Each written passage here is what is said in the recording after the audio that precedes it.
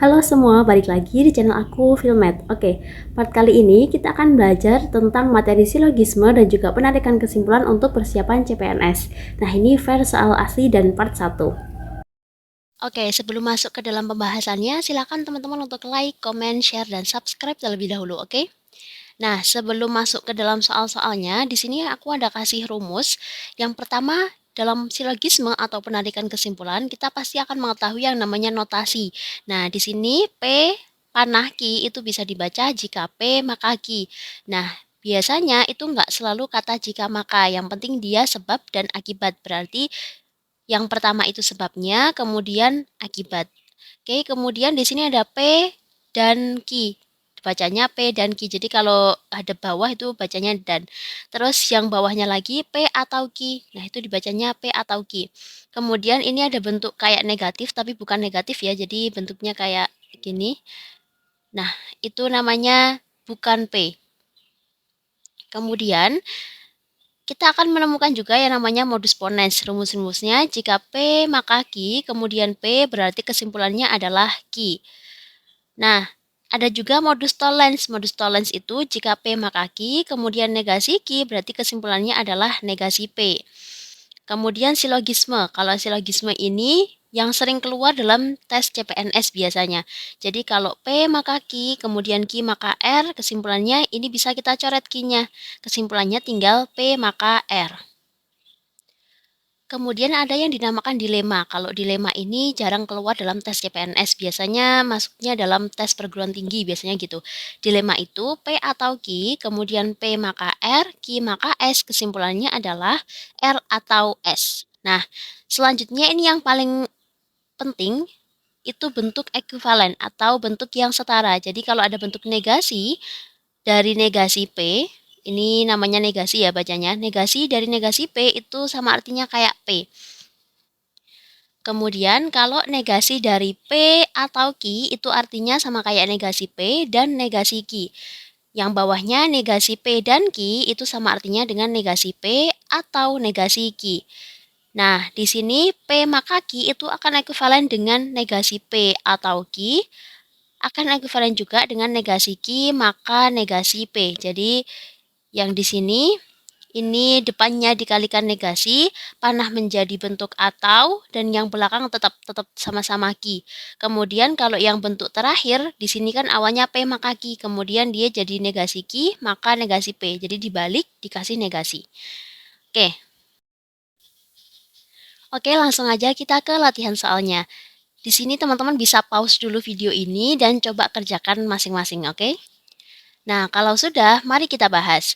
Sebenarnya untuk menyelesaikan soal silogisme ini bisa pakai nalar manusia ya, tapi itu cenderung lebih lama dan kadang tidak tepat.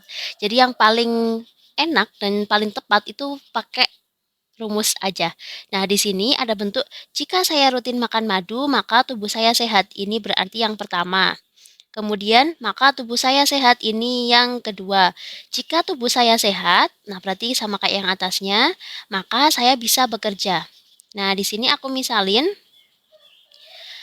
jika saya rutin makan madu itu sebagai P-nya. Kemudian maka tubuh saya sehat, berarti ini Q. Kemudian jika tubuh saya sehat, nah karena sama-sama tubuh saya sehat, berarti di sini juga Q, maka saya bisa bekerja, berarti ini R. Kemudian di sini saya tidak bekerja. Kalau saya bisa bekerja kan R. Kalau ada kata tidak bekerja berarti di sini negasi R. Nah, yang pertama, jika P maka Q. Kemudian jika Q maka R. Kemudian premis yang terakhir mengatakan negasi R. Kita disuruh mencari kesimpulan dari tiga premis ini. Nah, kita boleh pakai dua yang pertama dulu. P maka Q, kemudian Q maka R. Nah, berarti kesimpulannya adalah Q-nya bisa kita coret, sehingga tinggal P maka R. Kemudian premis ketiga mengatakan negasi R. P maka R, negasi R berarti kesimpulannya adalah negasi P. Berarti kalau P-nya saya rutin makan madu, negasinya berarti saya tidak rutin makan madu. Nah, sehingga jawabannya yang B. Oke? Aman ya teman-teman? Kita lanjutin ke soal berikutnya. Soal nomor 2.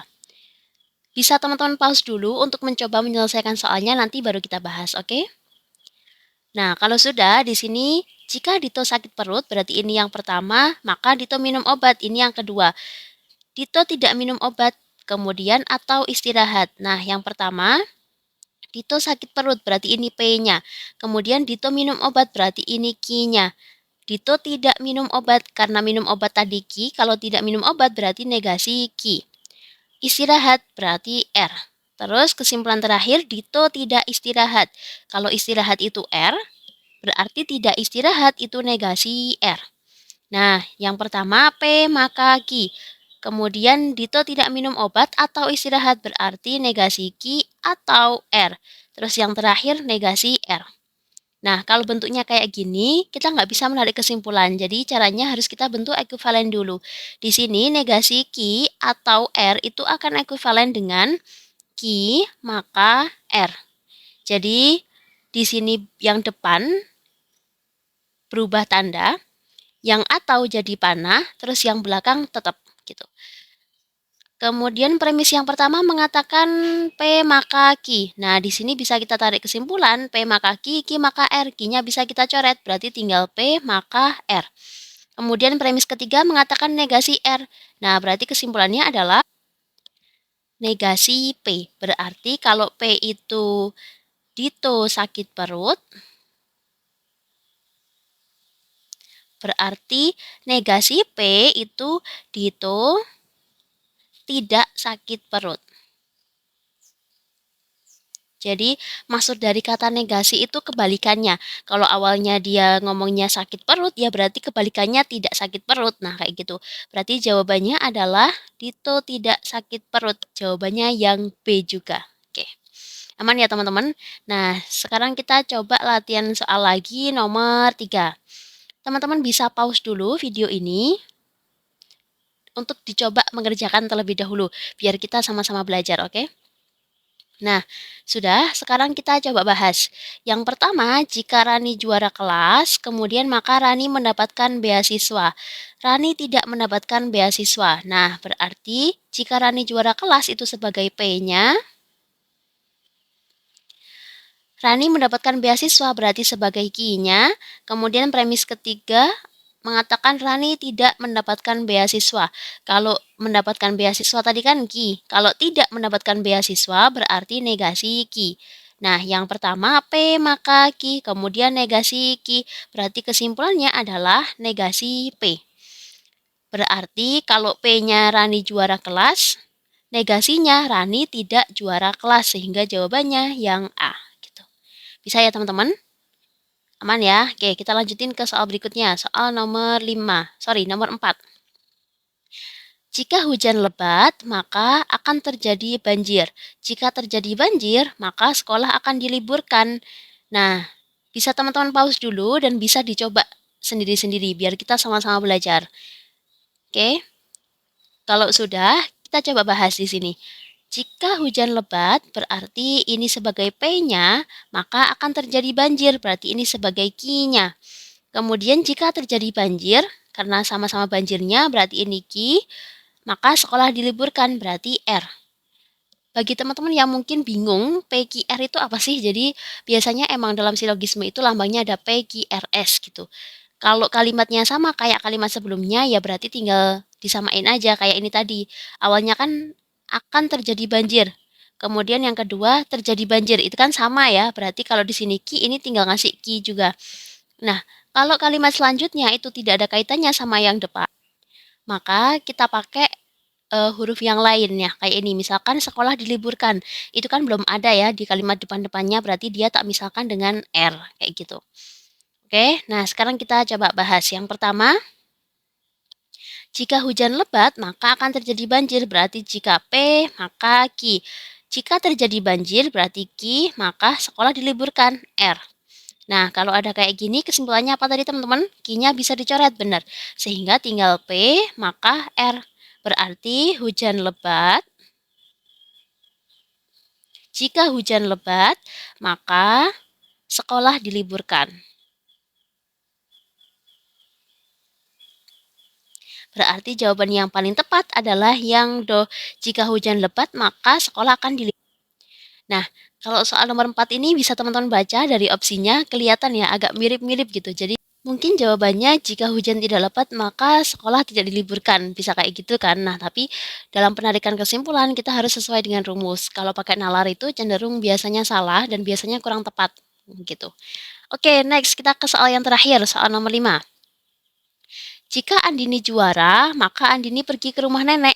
Jika Andini pergi ke rumah nenek, maka Andini bertemu sahabat lama. Nah, opsinya bisa teman-teman baca sendiri. Oke, pause dulu video ini dan kemudian bisa dijawab dulu ya. Oke, sudah? Nah, sekarang kita bahas. Andini juara, berarti ini yang pertama. Andini pergi ke rumah nenek, ini yang kedua. Jika Andini pergi ke rumah nenek, berarti ini yang ketiga. Andini bertemu dengan sahabat lama. Nah, yang pertama Andini juara, berarti ini P-nya. Maka Andini pergi ke rumah nenek, berarti ini Q.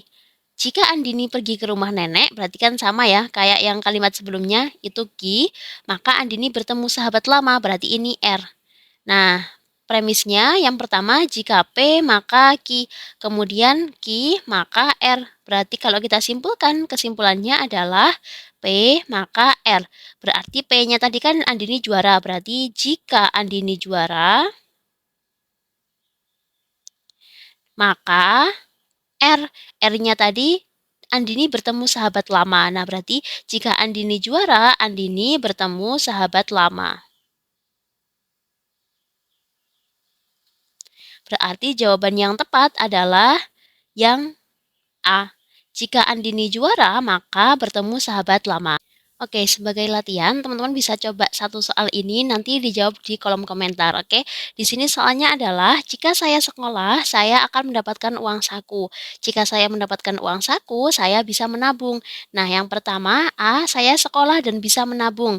Yang B, jika saya sekolah, saya bisa menabung. Yang C, saya bisa menabung sehingga saya kaya. Yang D, saya tidak sekolah. Dan yang E, saya sekolah dan tabungan saya banyak. Jawab di kolom komentar ya.